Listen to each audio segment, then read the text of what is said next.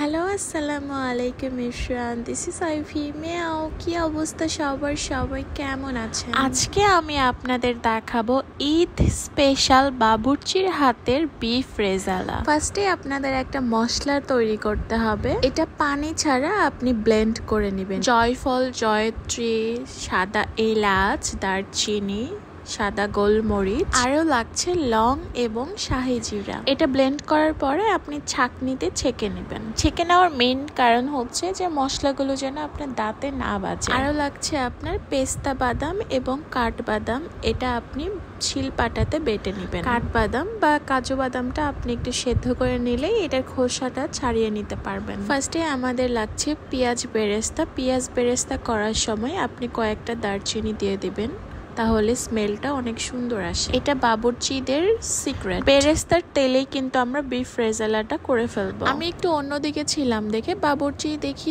মোটামুটি মশলা দিয়ে ফেলেছে। এখানে আছে হলুদের গুঁড়ো, মরিচের গুঁড়ো, পরিমাণ মতো আদা বাটা এবং রসুন বাটা, 4-5টা এলাচ, কয়েকটা কিশমিশ এবং আলু বাখারা, আরো আছে দারচিনি। এর সাথে দিয়ে দেওয়া হলো কয়েকটা কাঁচামরিচ স্বাদ মতো। আপনি যেখানেই যান না কেন, যে রেস্টুরেন্টে যান না কেন, যে বাবুর্চির হাতেই খান না কেন, তারা কিন্তু টেস্টি সল্ট দিয়ে থাকে 90%। আমরা বাসায় বাবুর্চি এনেছি, বাবুর্চিকে কিন্তু নিষেধ করা হয়েছিল আমাদের যেন কোথাও টেস্টি সল্টটা না ইউজ করা হয়, বাট কি করার, দেখেন লুকায় লুকায় কিন্তু টেস্টি সল্টটা দিয়ে ফেলেছে।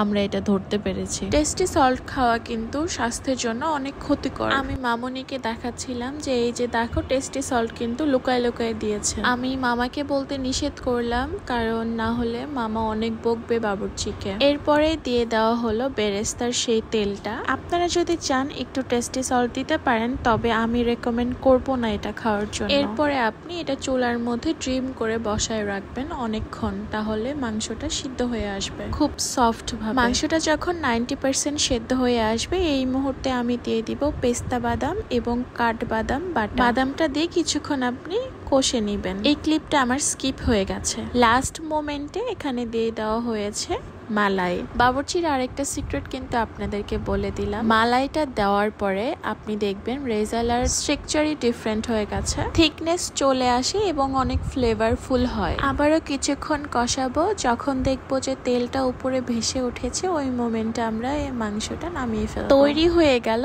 ঈদ স্পেশাল বাবুর্চির হাতে বিফ রেজালা। আপনারা এটা ঈদে অবশ্যই ট্রাই করবেন এবং জানাবেন কেমন লাগলো খেতে। আমার এই রেসিপি যদি আপনি ঠিকঠাক ভাবে ফলো করতে পারেন, তাহলে দেখবেন বাসায় বলবে যে কোন বাবুর্চি দিয়ে রান্না করা হয়েছে, নাকি কোনো রেস্টুরেন্ট থেকে আনা হয়েছে, এনে বলা হয়েছে আপনি রান্না করেছেন। কেউ বিশ্বাসই করতে চাইবে না যে আপনি রান্না করেছেন। একদম পুরান ঢাকার বাবুর্চি দিয়ে আপনাদের কিন্তু আমি বিফ রেজালাটা দেখিয়ে দিলাম। আর কোনো রেসিপি যদি বাবুর্চির হাতে দেখতে চান, অবশ্যই আমাকে কমেন্ট করে জানাবেন। আল্লাহ হাফিজ।